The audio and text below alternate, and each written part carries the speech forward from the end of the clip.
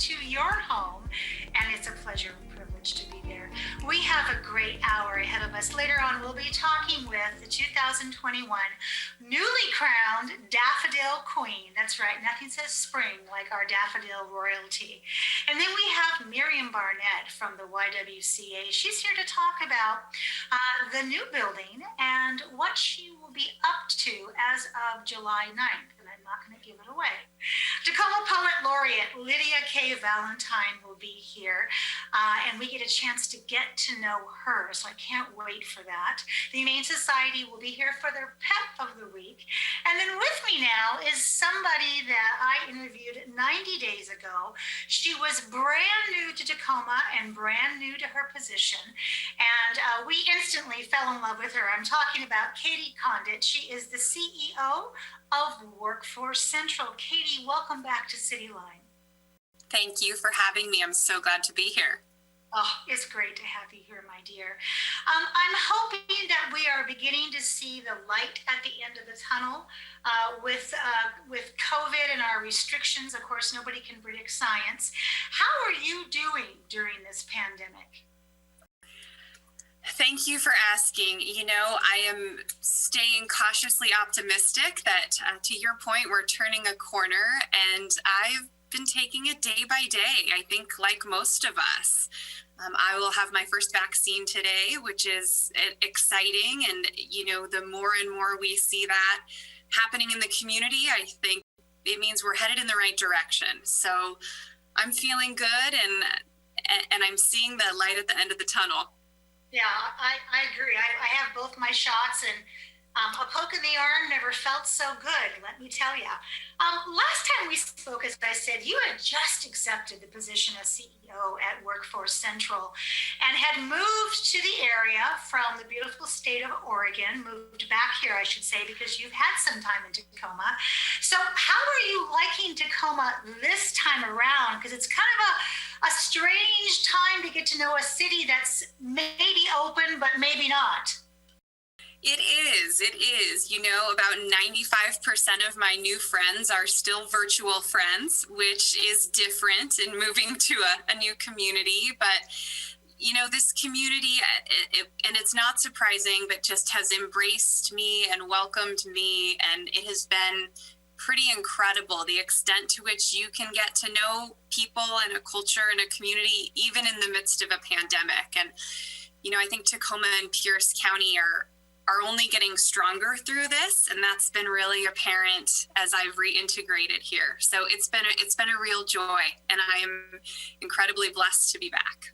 Oh, thank you, my dear. We're incredibly lucky to have you at the helm of WorkSource Central. So, Katie, in that 90 days, I mean, because you are a woman of science and numbers, because that's part of analyzing our workforce. What does the current data say about job seekers and jobs here in Pierce County? So, you know, pre-pandemic, we were all pretty familiar with the narrative. We had more jobs than we had people to fill them in many industries, in many cases. And the pandemic has flipped those numbers. So we have about 45,000 individuals in Pierce County who are currently on unemployment, who are seeking employment. And compared to that, about 13,000 open jobs that we can see are actively open right now. So about 3 times the number of people to available jobs. And so while we know there's a lot of work to do around upskilling and reskilling and helping people move back into employment, there's also work to do in job development. So it's a both and side of the equation. Boy, well, you said that so well, because there's so many things that we are learning, and that pivot word comes up again that maybe we'll take with us and maybe we won't, but we're reinventing as we go. So given that premise, how are you supporting workers that have been laid off to transfer their skills perhaps to new jobs? So we're working really closely with businesses to kind of get ahead of any layoffs that might might happen or may have happened. And so we'll connect with a business who's anticipating layoffs prior to that time so that we can get in front of a group of workers and help them navigate into new roles, different companies that may be hiring similar skill sets. And we've had a lot of success in that over the last year, so that workers don't need to even experience a period of unemployment, but can swiftly transition into new opportunities. So that's one way. We're also really going to be focused over the next year on supporting people to reskill, upskill. What the data tell us is that we have a lot of really skilled workers in Pierce County who may just need to take that additional step in training or learn something new prior to being able to enter into a thriving industry and workplace. So those are a couple of strategies that we're using and having some early wins in. Absolutely. I mean, and just the way you said it, Katie, because it's a mindset also, I mean, there are things that this pandemic has closed the door on that we as a society may never open up again. But it doesn't mean we can't continue to thrive and give back to our community with some new training or with a similar placement in a field that requires those same skills. Katie, when you think about specific industries or occupations, and boy, I can think of a couple that are coming to mind, where we anticipate seeing growth over the next year, what are they? I mean, we can look at what's happening right now and some of those industries and occupations that remained stable and grew even through the pandemic. So we look at construction or many of our manufacturing industries across Pierce County. We think about the growth in logistics, so supply chain, getting goods from one place to another. Those are jobs that continue to increase in demand. We've also seen a really exciting growth in entrepreneurship through the pandemic. People who have said, this is the time to start that business that I have been dreaming about for years. They may be people who've lost their job or who've just decided now is the time. And so we're also working as a community on ways to support and grow those up and coming entrepreneurs. So there's some exciting demand across industries there. I have seen on social media, Katie, people saying, yeah, I know, nobody, with a sane mind starts a business in the middle of a pandemic. And my thought is, well, why wouldn't you? It's like, if you have been laid off and you have time to think, and you are at the point where it's like, why am I doing what I'm doing? And what did I always want to do? Now is the time to do it, is it not? Absolutely. So, Katie, in amidst the pandemic, we also are approaching work through an equity lens, and we are doing that in recovery. Does Workforce Central have priority communications where you serve in terms of DEI? We do. We have priority communities, and prior to this year, our charge is to focus on individuals with disabilities, communities that are impacted by poverty. We certainly have a growing focus on communities of color across the county as the priority, as we've seen those communities face incredibly high systemic barriers to employment.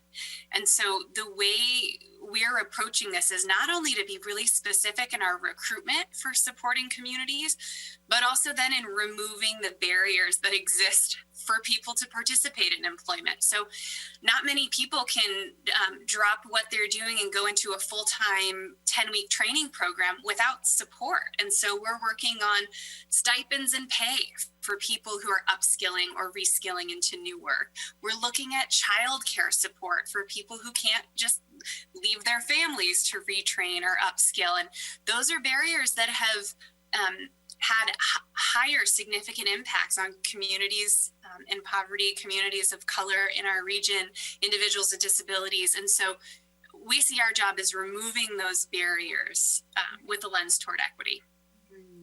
So on that vein, what has been the most surprising or unexpected impact of the pandemic on that local workforce developmental efforts?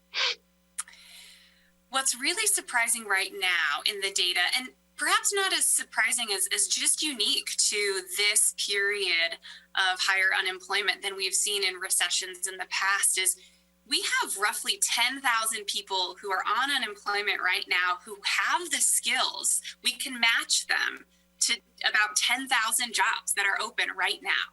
So we have this narrative that our workforce needs to upskill and reskill and learn more. And I think we have an opportunity to flip that narrative in some cases from a deficit perspective to an asset perspective. Our community is skilled.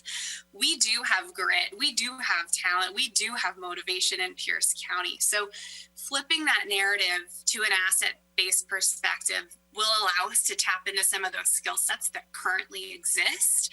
But we have people not going back to work for reasons like childcare, for reasons like that return on investment for leaving the house, from a safety perspective. And so it is more about our systems and well-being and reducing those barriers. It is not simply a skills deficit. So, one of the most surprising and also understandable outcomes of this is that the story is more complicated than a single narrative.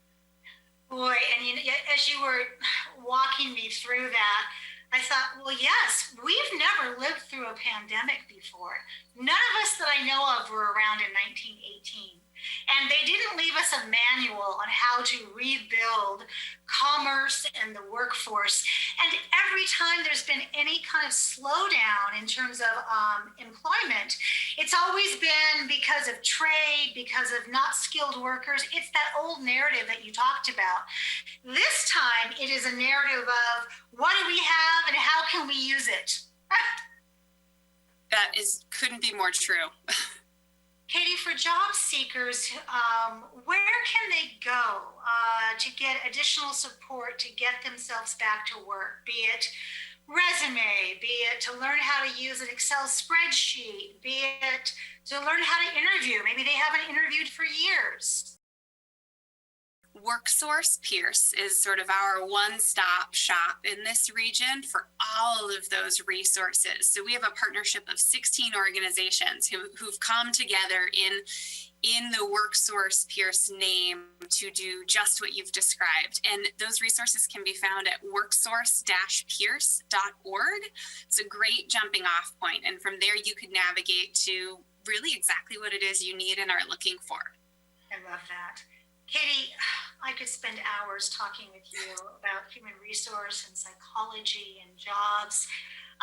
But one of the things I know is that, and I hear, is that you are doing such an amazing job, and you've continued to develop really great partnerships, and you have a very strong team that you are rowing with. So based on that, who would you like to thank?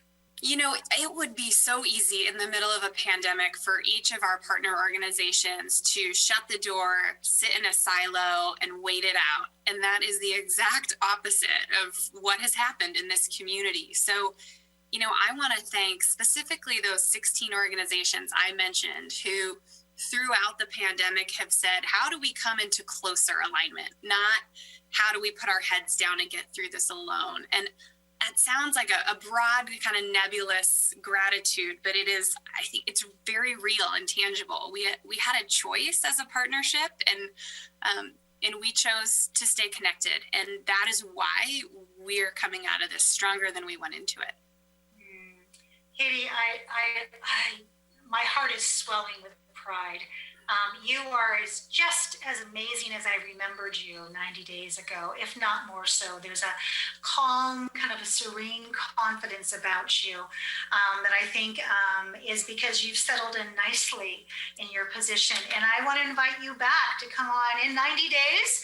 And let's talk about where we are, what phase we're in, and what do people need to know to carve some kind of life out of this ongoing pandemic. So Katie, thank you so much for being here. Thank you again. I will see you soon. I appreciate it.